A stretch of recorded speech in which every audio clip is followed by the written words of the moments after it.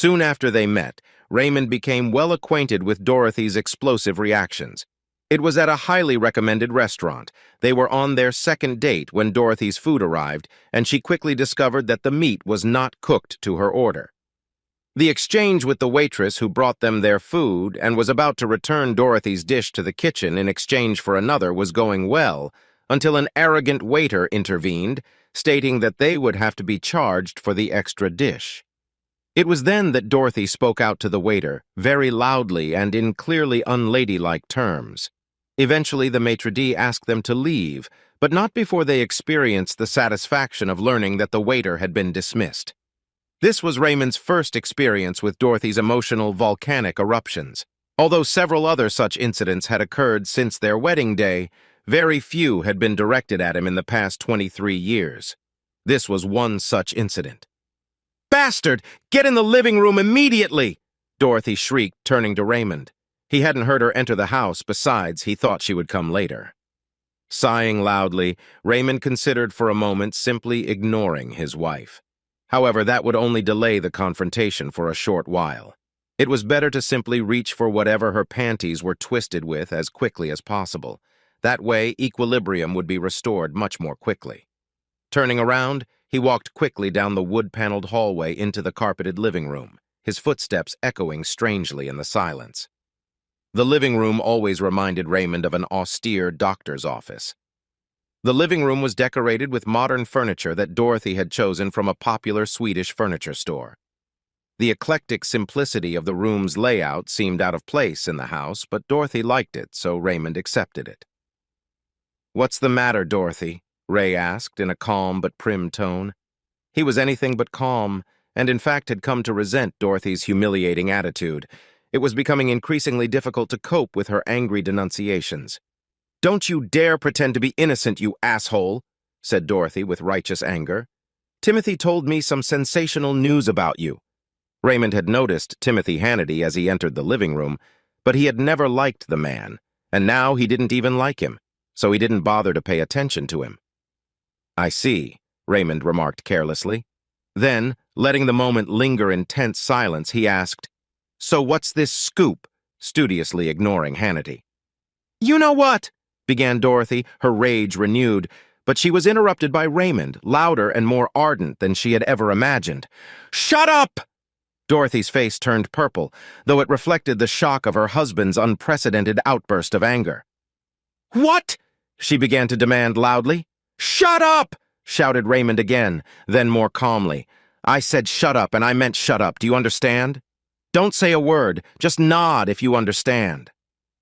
Glancing at Timothy, who also seemed to be in a state of shock, Dorothy could not and would not let this challenge to her authority go unanswered, especially in front of Timothy. "How dare you! I must! Shut the fuck up!"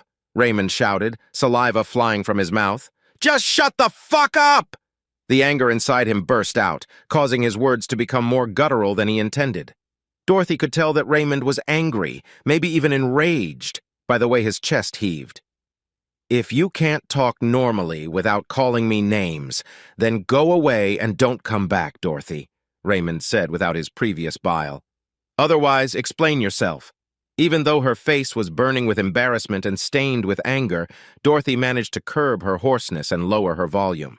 She had never experienced her husband's anger on this scale, and it bothered her to the point where she felt that caution was probably the best course of action. "Well, if you heard what Timothy just said, you'd be upset too."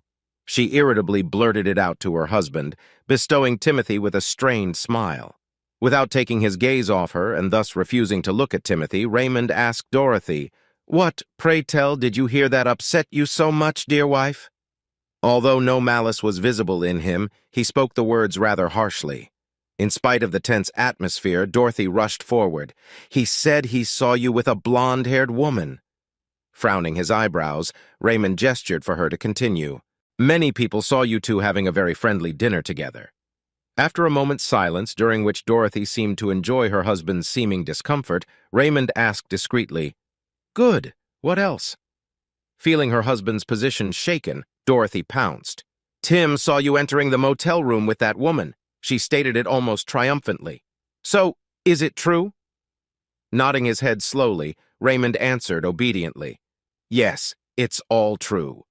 His gaze darted to Timothy for a moment, and he saw that worthless piece of shit smirking contentedly. Aha! Motherfucker! I got you! Dorothy started loudly in her righteous indignation. Get the hell out of here! Raymond thunderously continued. I meant it when I told you to leave if you were going to start yelling and swearing, so get the hell out of here! Just at that moment, the doorbell rang. Cheerful bells tinkled melodiously in the cold silence. I think it's for you, Raymond explained cryptically.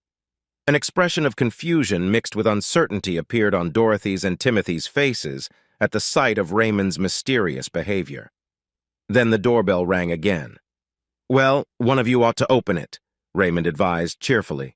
A slight smile played on his lips. Oh, for heaven's sake! Dorothy began irritably, turning toward the hallway to open the door. Timothy had a concerned look of fear in his eyes as he stared at Dorothy's back as she opened the door. A short, plump woman who looked both haggard and angry practically burst into the room. She squeezed past Dorothy, who froze with her mouth open. Stopping abruptly in the center of the living room, she waved a folder in front of her and addressed Raymond directly. Is this true? Nodding sadly, Raymond said softly, I'm afraid it is. It's all been verified by a conscientious investigator, Mrs. Hannity, and let me add that I sincerely apologize for meeting you in this way. Frowning angrily, Vera Hannity replied, No, it is I who apologize for having to meet you in this way. Then she turned to face her husband, the now shrinking Timothy. Extending her arm and pointing an unbending finger at him, she ordered, Get your ass home right now. We're having a come-to-Jesus meeting, and you're definitely not going to like it. Now get moving.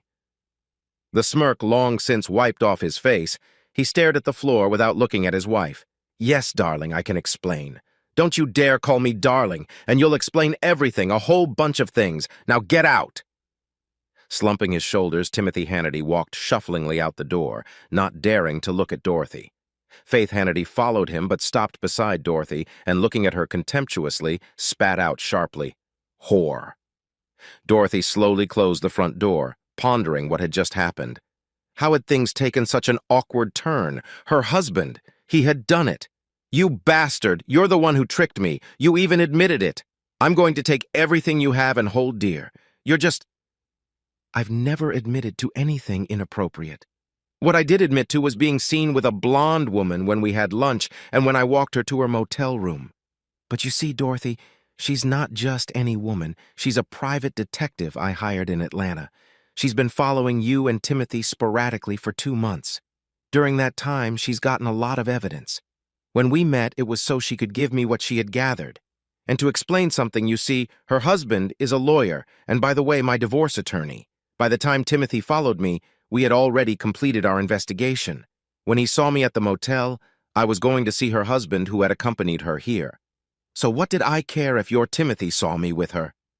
He heard a sigh of pain escape Dorothy's mouth as he explained the situation surprisingly calmly. Now, as far as you are concerned, the house will remain mine, as I had full ownership of it before I even met you. We're both keeping our respective 401 ES. The savings and current accounts have been largely depleted to pay the monthly bills, our daughter's college tuition, and don't forget, private investigator services. These people don't come cheap. After a little thought, he added, And also my lawyer. Of course, I had to pay him. He looked at his wife and saw that her face was contorted with an unpleasant grimace, as if she were in pain. Oh, don't worry. I haven't left you completely destitute.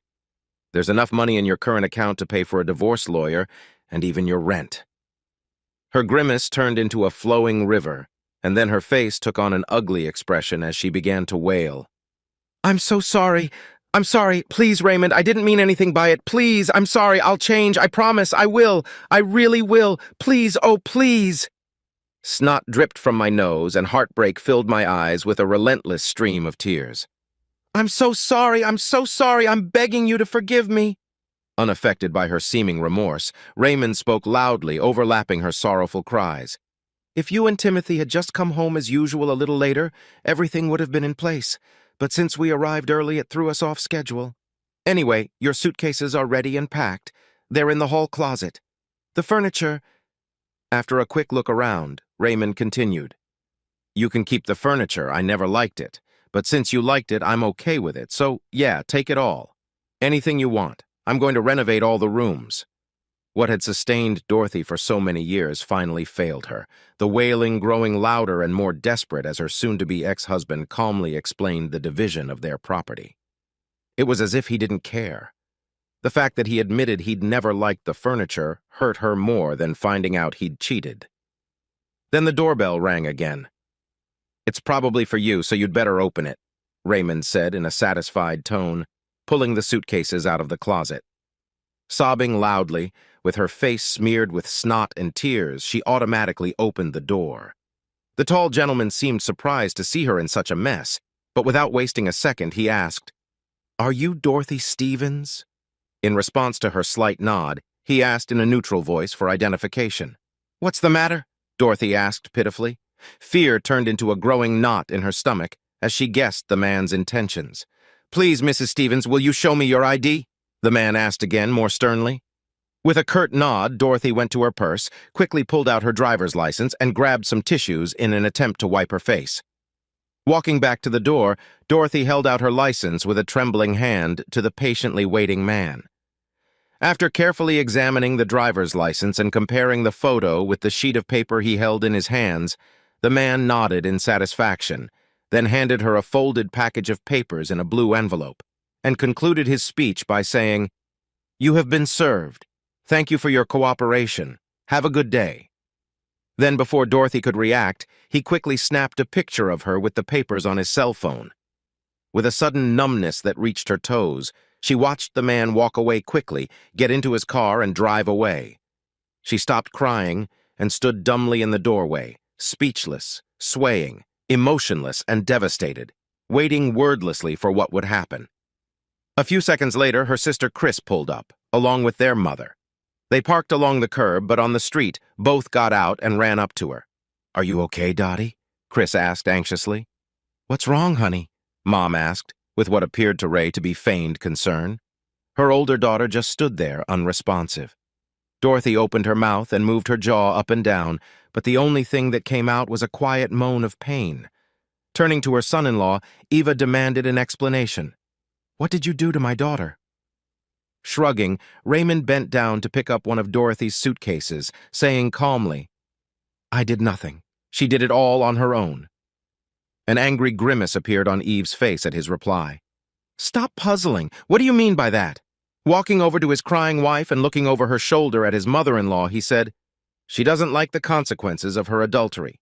One of those consequences was that I filed for divorce. It's actually very simple." Before anyone could respond, he continued, "Now, if you would be so kind as to help Dorothy carry her clothes and suitcases to the car, she's really going to need all of this on a daily basis. That's why I asked you both to come here to help Dorothy. She can come back and pack the rest of her things. I'll even let her store all that junk in the garage until she gets a closet, I think." Chris, noticing her sister's state of mind, looked at her mother, puzzled. "Dottie, is it true?" she asked with a note of doubt in her voice. Dorothy, with her eyes sunken and lost, could only nod through her sobs, her voice abandoned in her distress. Eva, though not known for her gentleness, took her daughter in her arms, a clear sign of support despite the mistake she had made. "You're coming with us, Dottie. You can stay in your old room for now." "But, Mom, this scandal," Chris started to say, but was stopped by Eva's stern look. "There won't be a scandal, Christina, no more than what's already happened. Family takes care of family. We'll deal with the rest later," Eva said firmly, her voice leaving no room for argument.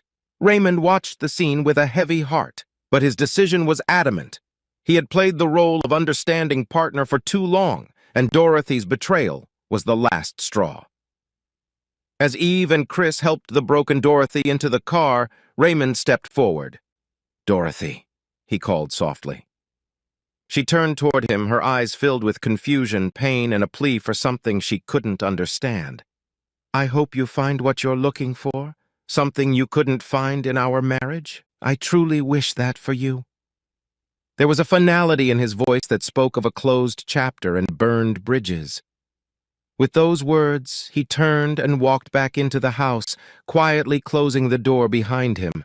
The sound was like an echo of the end of their long years together, resonating with quiet excitement and sadness for a love that apparently never happened. In a house that had now become all too quiet, Raymond stood alone in the middle of the living room. He looked around at the furniture Dorothy had chosen and the furnishings she loved, all reminiscent of a past life and of a woman he no longer knew. He realized it was time to start over, for both of them. Taking a deep breath, he reached for the phone and dialed a number. "Hello, yes, is this the Furniture Donation Center?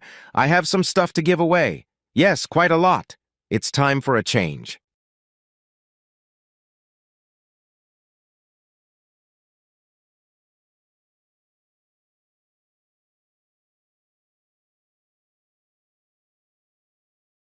"I was having an affair. I cheated on my husband 3 times before my lover and I got careless and got caught. Thank God he didn't catch us. It would have destroyed him. Well, it would have destroyed him even more.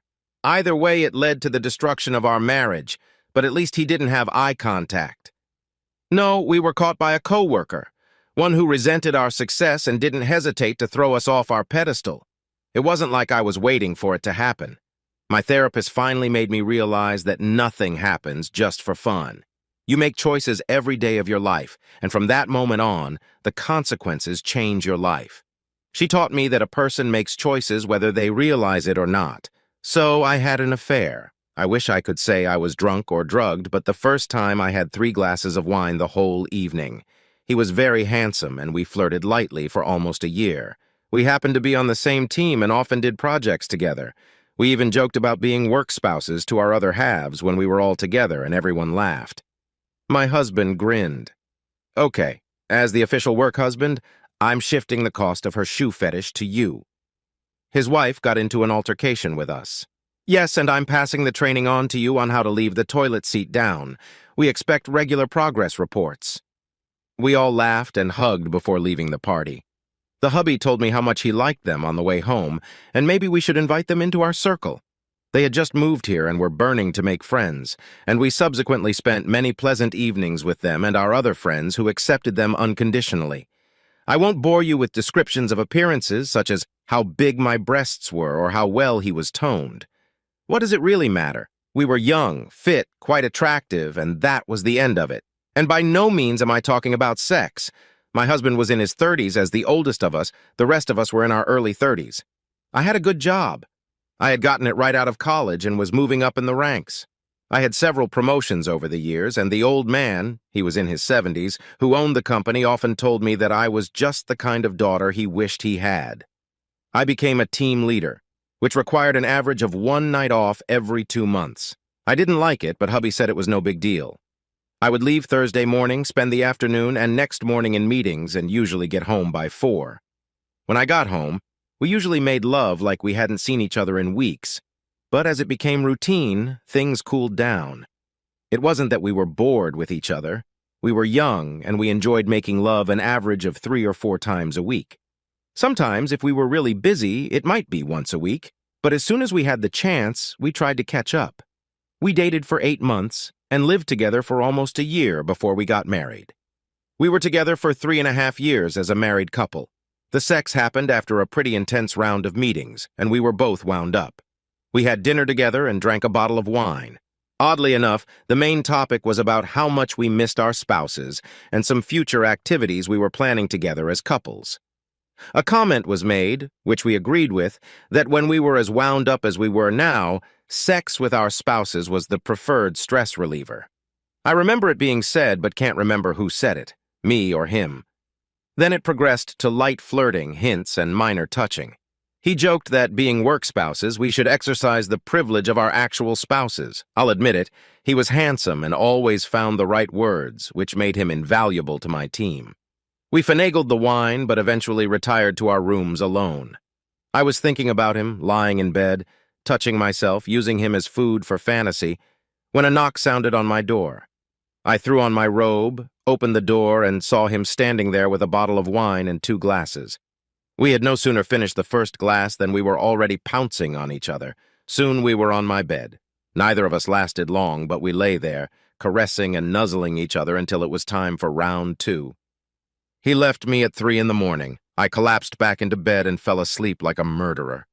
I woke up at 7, feeling suffocated, literally gulping for air. I had cheated on my husband, shoved my vows into a dark corner of my mind, and had sex like an animal. I probably took the longest shower of my life trying to wash away what I had done. He was depressed, too. He barely met my gaze during our morning round of meetings. We were seriously ineffective that day. We didn't even sit together on the airplane ride home. We danced around each other for 2 weeks before he walked into my office and closed the door. We talked for 45 minutes. He apologized for approaching me, and I apologized for accepting his offer. We agreed that this would be a one-time thing, and we would take this secret with us to the grave. It went on for 6 months. I thought we had put the past behind us.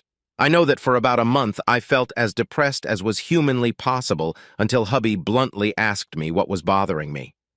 Almost fainting, I came to my senses and told him it was work-related. Technically not a lie, but I had resolved it, and the problem was in the past. He frowned and then almost broke my heart. I'm going to call Ix and tell him to keep a closer eye on you. After all, if his wife and I could, I'd do the same. 6 months later, Christmas came, and we were stuck for 2 days in a northern town due to one of the worst snowstorms in history. My husband and I talked a couple times a day, and he told me to let my workaholic husband entertain me. He told me that he and Mrs. X were going to go to the theater together to see a show I had been looking forward to all year. He could tell I was upset. If it bothers you, we're not going. I'll give her the tickets. Maybe her sister can go. I recovered enough to tell him it was okay, but he owed me a big surprise for next Christmas. He agreed and said he was already working on it. X and I sympathized, and he complained about how much his wife liked my husband. It's always, "Look how attentive he is. It must be nice to be treated like a queen. Did I tell you about the dainty necklace he bought her just because he saw it and thought how good it looked on her?" I unconsciously stroked the necklace, smiling at the joy it gave me. It was a complete surprise, not my birthday, not Christmas, just because a sensual neck like yours deserves it. It will emphasize the smoothness and perfection of your skin. He wasn't perfect, and he had minor flaws that annoyed me to no end. Then I saw other couples in our group, how the women envied me and the men either admired him or were disgusted because he held the bar so high. Then I would just smile and squeeze his hand a little tighter. We ended up getting drunk and fucking for 2 days. We were still doing it when they called my room to let us know that the airport was now open and we could head home. We showered together, sat on the plane together, and vowed that while we enjoyed it immensely, it would absolutely never happen again. 4 months later, we got caught. I know you want to know about the sex. It was sex between 2 young, healthy adults. Yeah, it was good. Was it worth the price? No. Without going into detail, the consequences were enormous. My boss called us both out separately. He was almost in tears when he saw me. "I can't tell you how disappointed I am in you. You were the best of the best. I always admired your marriage. I thought it was very similar to mine when my wife and I first started our journey together. Do you still have a husband?" I nodded, not bothering to hide my tears.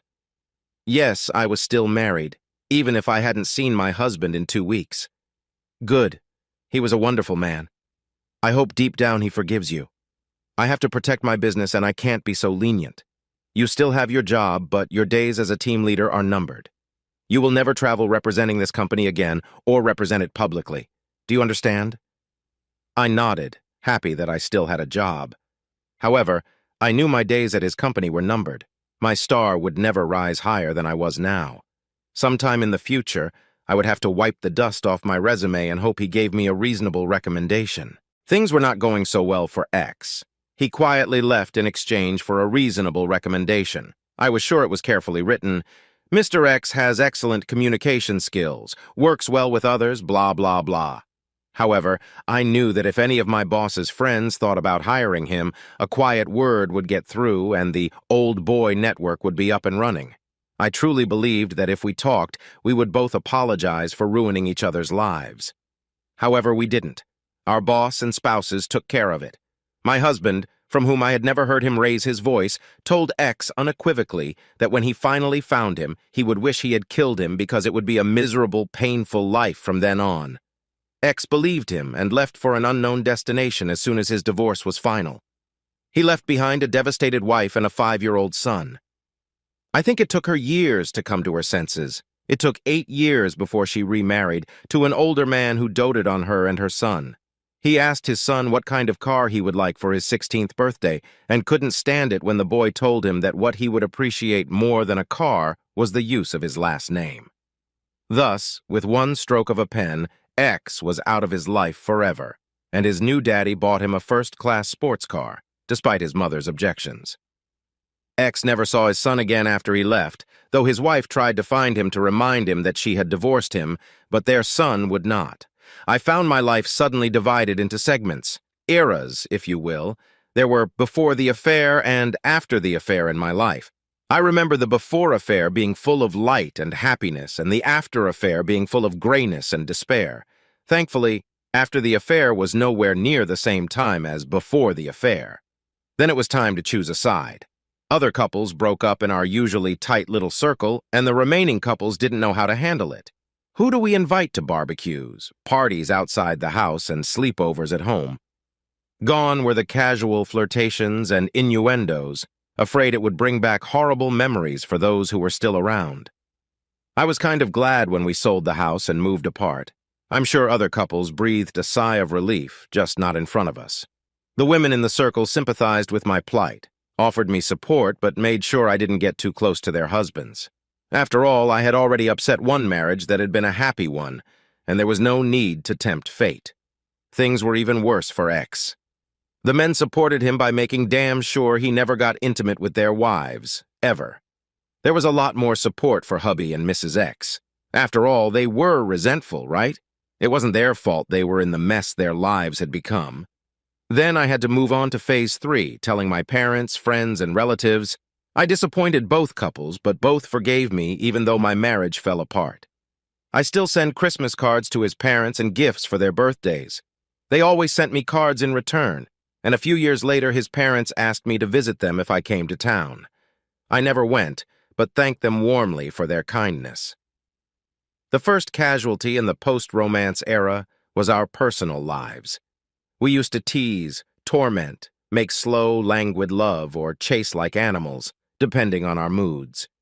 It took 3 weeks for hubby to come back to us and another 6 before we attempted any intimacy. It was a complete disaster. We were both afraid. Him of being compared to X and deemed inadequate. Me of doing the wrong thing and it would bring back horrible memories. Months went by and it mostly got better. We were trying to pleasure each other when I could feel his body just shutting down. At first I understood it all, but near the end I started to resent it. Couldn't he see how hard I was trying, how much I loved him? We went through counseling and it helped. It helped us realize that it was over between us. I had betrayed his trust, and it didn't matter how hard I tried, how hard I worked to heal his heart. The wound was too great. So after 5 years, we were no more. The divorce wasn't contentious, just a straight split equally. I didn't even cry when I got the final papers. We saw each other from time to time because our town wasn't very big. We always said hello to each other and were polite, but that was it. I remember how heartbroken I was in year 4 after the affair, when I looked out the window of a cafe downtown and saw him with a woman. She smiled, sitting next to him, giving him the intimate touches that every woman considers reserved for a lover. I went home and cried my eyes out one last time. I sent out resumes everywhere and received an offer from a firm 2 states away. It was a major step forward and just what I needed. I said goodbye to the friends I was parting ways with, kissed my parents, and moved on. I have now moved into the post-divorce era. I thought about the psychologist I went to for a few months after my divorce. She really helped me, without being sympathetic or accusatory, mostly just listening. At our penultimate session, she surprised me by pulling her blouse out from under her skirt and pulling it down a bit. There was a rather large scar on the side of her thigh. She adjusted her clothes and sighed. We were young, about 16 or 17, and my friend asked her older brother to get us some drinks. It was mostly liquor, so it intoxicated us pretty quickly. We went deeper into the woods to stay out of sight and made a fire when it got dark. It wasn't that big, and one thing entailed another, and then a risk. So one boy jumped into the fire. Soon we were encouraging each other, and we were all doing it. I was making my fifth jump when I tripped and landed on the smoldering embers on my side. I was in the hospital for 3 weeks, and that scar will never go away. After I got my degree, I realized it was a conscious decision I made to jump over the fire. The more I did it, the easier it got until I became careless. That scar is my cost. The point I'm trying to make here is that you made a conscious decision to have sex with a man outside of marriage, and when nothing happened, when you realized you could get away with it, you did it again and again until you got caught. She was quiet for a moment before continuing, repeating herself. You did it over and over until you got careless and got caught. Do you understand? You can't explain it away as a momentary situation. Your choice to continue meant that even though you jumped over the fire several times and felt safe, you eventually tripped and fell.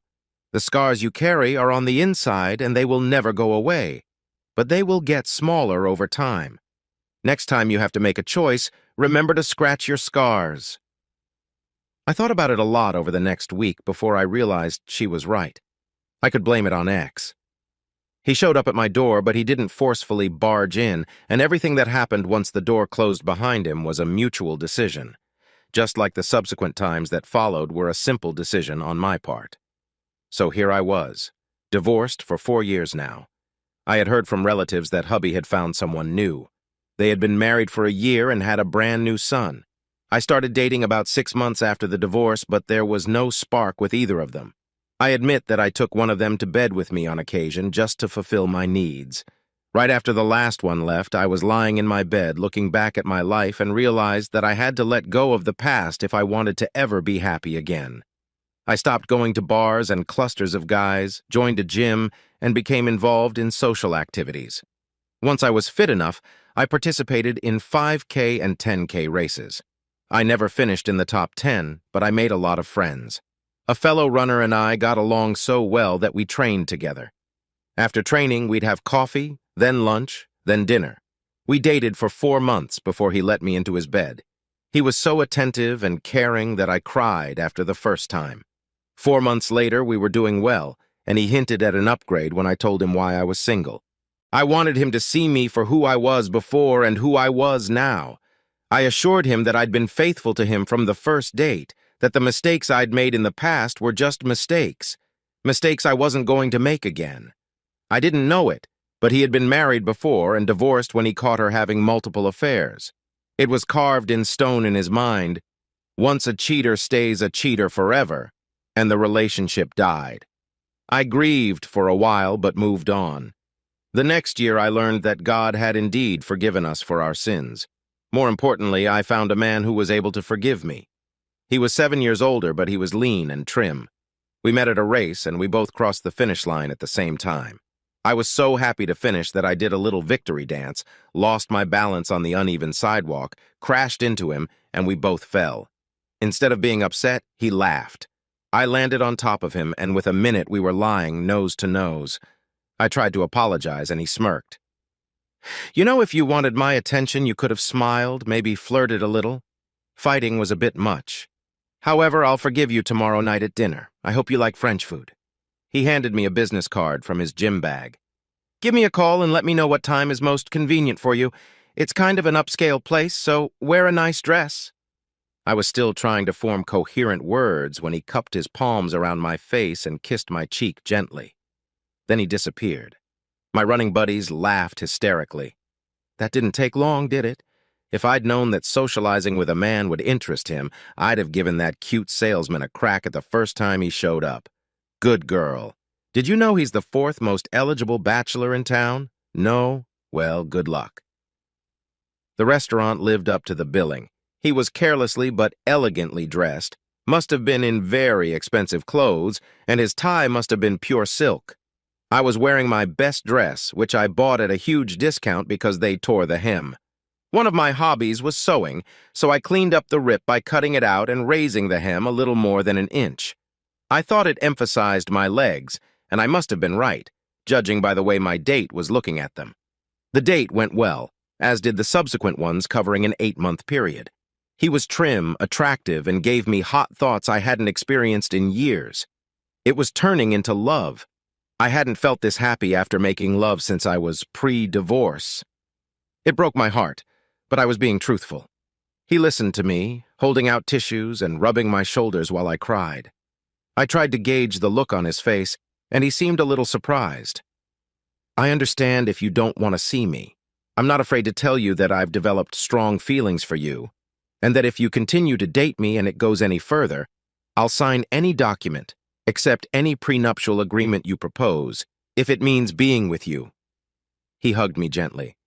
I know all about your former marriage and affair. Yes, I researched you, invaded your privacy. Understand, I fell in love with you and couldn't understand why such a beautiful and desirable woman was still single.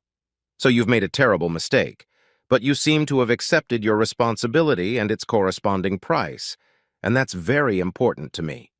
He got up, walked to his home office, and returned with a small box and a large envelope.